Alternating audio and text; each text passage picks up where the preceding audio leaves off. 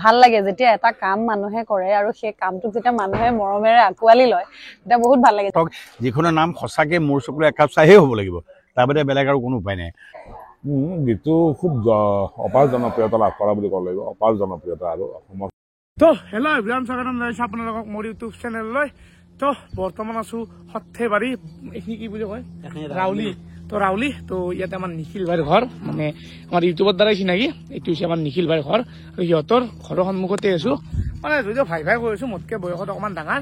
বাকী ইয়াৰ ওচৰতে আছে থিয়েটাৰ সূৰ্যৰ আখৰা গৃহটো। তো এতিয়া আমি তালৈকে যাম। তো ইয়াৰ পৰা প্ৰায় 3 মিনিট 4 মিনিট মানত ঠাই হ'ব। মানে নিখিলৰ ঘৰটো মোটামুটি ৰাউলিৰ চকতে বুলি ক'ব পাৰি, আৰু ৰাউলিৰ চকৰ পৰা অকণমান সোমাই যায় থিয়েটাৰ সূৰ্যৰ আখৰা গৃহ। তো আমি এতিয়া যাই আছোঁ তালৈকে।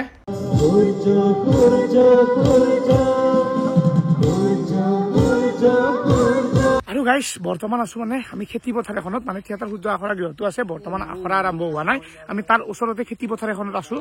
আৰু বৰ্তমান শাওণ মাহত ইয়াত মানে পুৰা একদম খেতি কৰিব লাগিছিল, কিন্তু খেতি কৰিব পৰা নাই। চক এইফালে পুৰা একদম ডাইৰেক্ট মাটি, মানে পানী একটোপ নাই, পুৰা একদম ফিল ধান হৈ আছে। ইয়াত বোলে গাইছ এনে এক কঁকাল পানী থাকে। নৰ্মেলি খেতি কৰিব নোৱাৰে, বহুত দেৰিকে কৰে। এইবাৰ আকৌ খেতি কৰিব পৰা নাই কাৰণ পানী নাই। তো মানে এইটো প্ৰব্লেম হৈ আছে। এনেকুৱা লাগিছে যে ইয়াত থাকি মাঘৰ মাহান হৈ আছে। মানে গাইছ মাঘৰ মাহত যেনেকৈ একোনাতকৈ চক গৰু চৰি আছে, ইফালে আছে, আমি আছোঁ পথাৰত, এইফালে গৰু চৰি আছে। মানে কি ক'ম আৰু, ইমান বিঘা মাটি চাওকচোন এনেকৈ পৰি আছে। তো সেয়ে আৰু এই বৰুণ দেৱতা কি কিবা এটা কৰ, 4 দিন পিছত খাবা নাপাই মৰিব মানুহ, গম পা নাই? মানে সূৰ্য আখৰা গৃহটো কাষতে আছে না, সেইকাৰণে চাগে বৰষুণ নাই, সূৰ্যহে দেখি আছোঁ কেৱল। তো বাৰু যি নহওক, এইফালে থিয়েটাৰ সূৰ্যৰ আখৰা গৃহ, এইফালে সুন্দৰকৈ নাটক চাটকবোৰ আছে, আৰু এইফালে আখৰা গৃহটো আছে। তো এতিয়া আমি সোমাই যাম।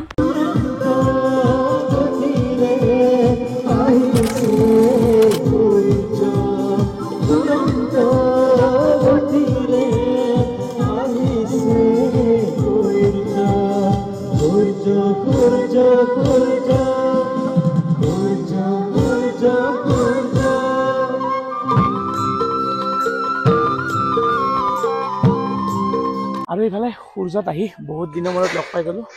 আমাৰ মৃদুল দা, বাকী কেনেকুৱা লাগি আছে এইবোৰ? খুবেই ভাল, খুবেই ভাল। সূৰ্যৰ উত্তাপে এবাৰ বাৰুকে মানুহক অকণমান আমেজো দিব, উত্তাপো দিব।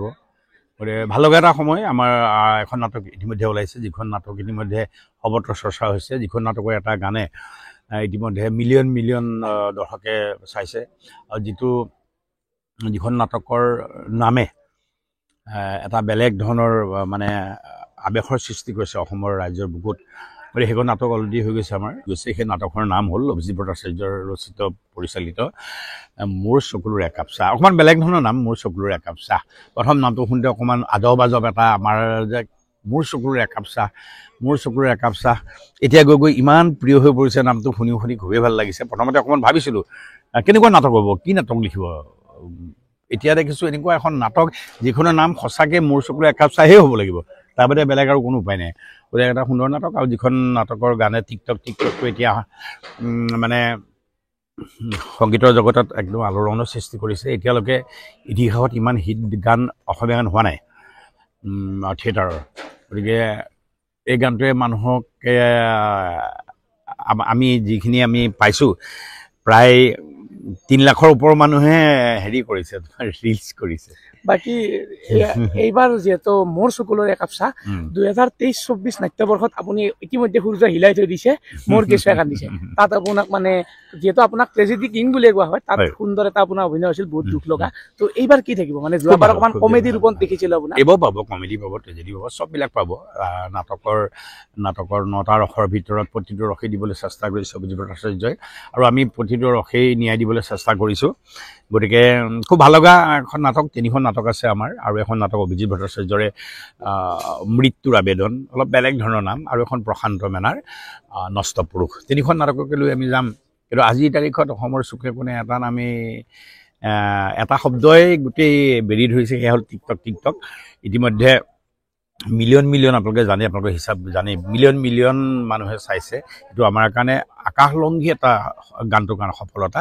আৰু এই গানটোৰ পিছত থকা অভিজিত ভট্টাচাৰ্য ডাঙৰীয়া অজয়, দীপকেশ, জুবিন, পাপৰি সকলোকে মোৰ ফালৰ পৰা আন্তৰিক কৃতজ্ঞতা জ্ঞাপন কৰিছোঁ। আৰু এনেকুৱা এটা গান কৰিবলৈ পাই প্ৰযোজক মহোদয়কো মই মোৰ ফালৰ পৰা আন্তৰিক কৃতজ্ঞতা জ্ঞাপন কৰিছোঁ। খুব ভাল লগা।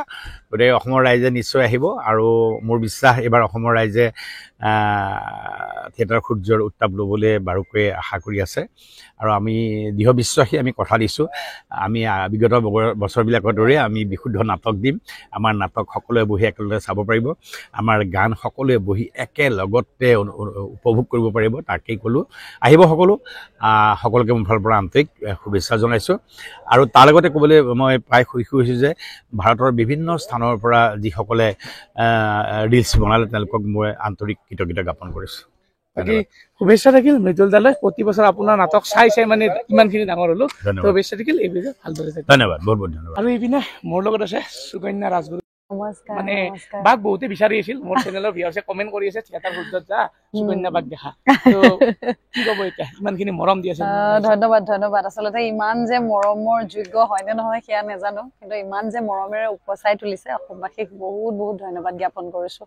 ভাল লাগে যেতিয়া এটা কাম মানুহে কৰে আৰু সেই কামটোক যেতিয়া মানুহে মৰমেৰে আঁকোৱালি লয়, তেতিয়া বহুত ভাল লাগে। যেনেকৈ তুমি ধৰা এতিয়া ইউটিউব চেনেলটো চলাই আছা, যেতিয়া ইয়াত ভিউৱাৰ্ছ আহে, লাইক আহে বা ছাবস্ক্ৰাইবাৰ্ছ বাঢ়ে, ভাল লাগে নহয় জানো? ঠিক তেনেধৰণে আমিও আমাৰ কামখিনি মানুহৰ বাবেই কৰোঁ। তেতিয়া মানুহে সেইখিনি কাম আদৰি লয়, দৰ্শকৰ মাজত সমাদৃত হয়, খুব ভাল লাগে। আৰু দুগুণে উৎসাহ পোৱা যায়, অনুপ্ৰেৰণা পোৱা যায় কাম কৰিবলৈ। আৰু মোৰ এটা ভাল লাগে যে থিয়েটাৰত মই খুব কম টাইম আছোঁ এতিয়ালৈকে, যি কেইবছৰে আছোঁ, প্ৰত্যেক বছৰে নাটকে যথেষ্ট জনপ্ৰিয়তা লাভ কৰে, গীতে চৰ্চা লাভ কৰে। ইয়াৰ আগতো এটি গীত যথেষ্ট জনপ্ৰিয় হৈছিলে, বাউলী মোৰ প্ৰিয়া। এইবাৰ এইটো গীত যথেষ্ট জনপ্ৰিয় হৈছে। গতিকে মই যথেষ্ট সুখী আৰু যথেষ্ট মানে সন্তুষ্ট গোটেইখিনিক লৈ। বাকী আপোনাক মোৰ ভিউৱাৰ্ছৰ ফালৰ পৰা এটা প্ৰশ্ন কৰা হৈছে, মানে প্ৰশ্নটো কি, যোৱাবাৰ আপুনি ৰণাংগনৰ ৰূপহী নাটকখন যেতিয়া কৰিছিল বহুত মানে চিঞৰিব লগা হয়, যিহেতু আপোনাৰ অকণমান মানে সেই আছিল ন, মানে নাটকখন অকণমান হাই পিচৰ নাটক আছিলে। তো এইবাৰো সুন্দৰ তিনিখন নাটক পাইছোঁ। মানে এই যি আপোনালোকে চিঞৰি নাটক কৰিব লগা হয়, মানে দেহত একো প্ৰভাৱ নপৰে নেকি? মানে মাত ভাঙি যোৱা বা চিঞৰি নাটক কৰিবলগীয়া নহয়। আচলতে কি হয়, যেতিয়া অলপ হাই ভল্টেজ ড্ৰামা থাকে তেতিয়া অলপ কণ্ঠটো উচ্চ অলপ হয়, কিন্তু চিঞৰি নাটক কৰাটো মানে পক্ষপাতি ময়ো নহয়। সুন্দৰকৈ নিজৰ আৱেগবোৰ ঢালি অভিনয় কৰিব পাৰিলে ভাল লাগে। নাটকৰ চবৰে আচলতে কি হয়, লিখন শৈলীবোৰ বেলেগ বেলেগ, গতিকে বেলেগ বেলেগ লিখন শৈলী হ'লে অভিনয়ৰ ষ্টাইলবোৰ বেলেগ হয়, সেইটো কথা আছিল। বাকী মানে এইটো ভিউৱাৰ্ছৰ পৰা সুধিছিল। বাকী শুভেচ্ছা থাকিল থেংক ইউ। যোৱাবাৰৰ সুন্দৰভাৱে। Thank you. তোমাৰ সকলো ছাবস্ক্ৰাইবাৰক অভিনন্দন জনাইছোঁ। চেনেলটো চবে লাইক কৰি দিব, শ্বেয়াৰ কৰিব, আৰু এতিয়া যদি ছাবস্ক্ৰাইব কৰা নাই কৰি দিব। আৰু চবতছে ডাঙৰ কথা, যোৱাবাৰ যদিও আপোনাক লগ পাইছিলোঁ, আপোনাক ক'বলৈ পাহৰি গৈছোঁ, মোৰ চেনেলটোৰ নামৰ উৎপত্তি হৈছে আপোনাৰ চেনেলৰ পৰা। আচ্ছা, মানে আপোনাৰ চেনেলটোৰ নাম হ'ল বিন্দাছ সুকন্যা, মোৰ চেনেলটোৰ নাম হ'ল বিন্দাছ আছাম, বিন্দাছ ৰাজ। বঢ়িয়া বঢ়িয়া। মানুহ বিন্দাছ হৈ থাকিব লাগে, সদায় খোলা মনেৰে থাকিব লাগে, আৰু যেনেকুৱা হয় তেনেকুৱাই দেখুৱাব লাগে, সেইটোৱে বিন্দাছৰ অৰ্থ। মানে মই যেতিয়া প্ৰথম চেনেল খুলিছিলোঁ তেতিয়া মই ভাবি আছিলোঁ কেনেকুৱা নামটো, তাৰপিছত মই ভাবিলোঁ বিন্দাছ ৰাজ বুলি। তেতিয়া বিন্দাছ সুকন্যা আপোনাৰ চেনেলটো থাকি গ'ল, মই অকণমান দীঘলীয়া কৰি দিলোঁ, বিন্দাছ আছাম, বিন্দাছ ৰাজ। বঢ়িয়া বঢ়িয়া। বিন্দাছ অসমৰ বিন্দাছ ৰাজ, বঢ়িয়া বঢ়িয়া। শুভেচ্ছা থাকিল।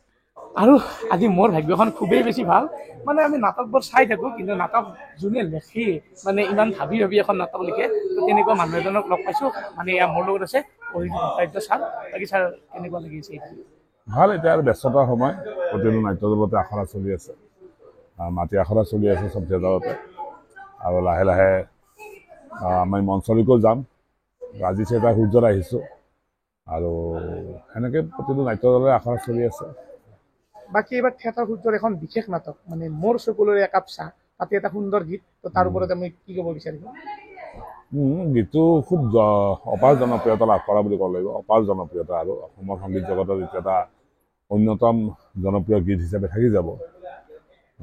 গীতটো যেতিয়া মই লিখোঁ, মই আৰু অজয় যেতিয়া লিখিছিলোঁ গানটো, তেতিয়া মোৰ অনুভৱ হৈছিল যে গানটো কিন্তু খুব চলিব। তাৰপিছত যেতিয়া গানটো সুৰ কৰি দিয়া হ'ল, তাৰপিছত জুবিনে যেতিয়া গালে, পাপৰিয়ে গালে, তাৰপিছত গানটো এটা সৰ্বাংগ সুন্দৰ গান হৈ উঠিল। তেতিয়া আমি এটা বিশ্বাস এটা আমাৰ মনত আছিল যে গানটো খুব মানুহে সমাদৰ পাব মানুহৰ পৰা, কিন্তু ইমান বেছি চলিব বুলি আশা কৰা নাছিলোঁ, ইমান বেছি মানে জনপ্ৰিয় হ'ব বুলি ভবা নাছিলোঁ। নিঃসন্দেহে এনেকুৱা এটা গান যেতিয়া জনপ্ৰিয় হয়, সেই জনপ্ৰিয়তাই এখন নাটকৰ জনপ্ৰিয়তাত যথেষ্ট অৰিহণা যোগায়।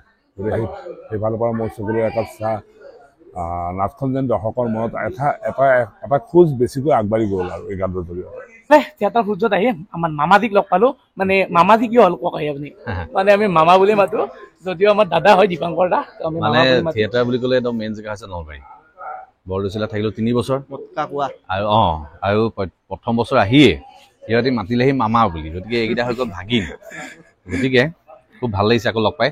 এইবাৰ সূৰ্য থিয়েটাৰত 3খন সুন্দৰ নাটক, এখন সম্পূৰ্ণ হৈছে মিউজিকৰ কাম, আজি এখন আহিছে। এইখন বিয়া ভাল হ'ব, মৃত্যুৰ আবেদন নামটোৱে খুব চৰ্চাত আহিছে, আৰু এখন আছে নষ্টপুৰুষ। গতিকে আশা কৰিছোঁ 3খন নাটক একদম জবৰদস্ত হওক আৰু ৰাইজে একদম আদৰি লওক। বাকী কি ক'ব বিচাৰিব এইবাৰ? মানে 3খন সুন্দৰ নাটক, মোৰ চকুলৰে একাপ চাহ, মানে চকুলৰ চাহ, আৰু এইফালে নষ্টপুৰুষ, আৰু আনফালে আজি যিখন হ'ব মৃত্যুৰ আবেদন, মানে মৃত্যুৰ বাবে আবেদন। কি ক'ব বিচাৰিব? এতিয়া নষ্টপুৰুষ আৰু মৃত্যুৰ আবেদনৰ কথা ক'ব পৰা হোৱা নাই, কাৰণ মৃত্যুৰ আবেদন আজি নাট খুলিব আৰু নষ্টপুৰুষ আহিবলৈ বাকী আছে। বাকী মোৰ চকুৰ একাপ চাহ মানে মৃদুল ভূঞা তেখেতৰ কথা কি ক'ম, তেখেতৰ নাটক চাই আহিছোঁ, এইবাৰ তেখেতক লগ পাইছোঁ, আৰু ৰিহাৰ্চলত তেখেতক চাই বুজি পাইছোঁ তেখেতক কিয় মানুহে মৃদুল ভূঞা ট্ৰেজেডি কিং বুলি কয়। মানে এনেকুৱা কিছুমান চিন আছে দৰ্শকে কান্দিবলৈ মানে একদম বাধ্য হৈ যাব। আমাৰে মানে ৰিহাৰ্চল চাই থাকোঁতে অলপ চকু থুলথুলীয়া হৈ যায়, মানে বুজি পাইছানে? গতিকে সাংঘাতিক ধৰণৰ এখন নাটক হ'ব, তেখেতৰ জীৱনৰ এখন শ্ৰেষ্ঠ নাটক হ'ব। বাকী লগ পাই ভাল লাগিল দীপাংকৰ দাক। এইবাৰ সূৰ্যৰ মঞ্চত 3 বছৰ বৰদৈচিলাত দেখিলো, এইবাৰ অকণমান বেলেগ মানে সূৰ্যত। তো শুভেচ্ছা থাকিল আমাৰ মামাদিলৈ, সকলোৰে মৰমৰ মামাদি, মানে গোটেই নলবাৰীখনৰ এতিয়া মেক্সিমাম ল'ৰা ছোৱালী মামাদি বুলি জানে। শুভেচ্ছা থাকিল আপোনাৰ। ধন্যবাদ। ধন্যবাদ মামা। ঠিক আছে। আৰু এতিয়া মোৰ লগত আছে থিয়েটাৰ সূৰ্যৰ প্ৰযোজক মুনীন বৰ্মন ডাঙৰীয়া দা। এতিয়া কি ক'ব আপুনি থিয়েটাৰ সূৰ্যৰ কথা? যোৱা বছৰো সুন্দৰ নাটক 3খন ৰাইজক উপহাৰ দিলে, আৰু এইবেলি 3খন সুন্দৰ নাটক, কি ক'ব বিচাৰিব আপুনি? ক'বলৈ একো নাই। আজি মোৰ এনেকৈ দৰ্শক ৰাইজৰ ওচৰলৈ প্ৰত্যেক বছৰে 3খন ভিন্ন ধৰণৰ নাটক লৈ আমি ওলাই যাওঁ, আৰু এইবাৰো তাৰ প্ৰস্তুতি চলি আছে। গতিকে ৰাইজে থিয়েটাৰ সূৰ্যৰ পৰা আগন্তুক দিনত যিখিনি পাইছে এইবাৰো সেই একেধৰণে পাব। অলপ সুন্দৰ সৰ্বাংগ 3খন নাটক পাব, আৰু ইতিমধ্যে অসমৰ দৰ্শক ৰাইজ নহয় সকলোৱে গম পাইছে যে আমাৰ মোৰ চকুদৰে একাপ চাহৰ টিকটক গানটোৱে খুব মানে ৰাইজৰ সমাদৰ মানে তুলিবলৈ হেৰি হৈছে। গতিকে মোৰ আশাবাদী দৰ্শক ৰাইজে সুন্দৰ 3খন নাটক উপভোগ কৰিব পাৰিব থিয়েটাৰ সূৰ্যৰ বিখ্যাত। বাকী এইবাৰ কিমান বছৰ ভৰি দিলে আপোনালোকৰ থিয়েটাৰ সূৰ্য? 11 বৰ্ষ। 11 বৰ্ষ মানে এনেকৈ শুভেচ্ছা থাকিল। 11 এনেকৈ 50 বছৰ 100 বছৰ গোটেই যাতে জিলিকি থাকে, মানে সূৰ্য যেনেকৈ সদায় জিলিকি থাকে তেনেকৈ আপোনালোকৰ থিয়েটাৰ সূৰ্য জিলিকি থাকক।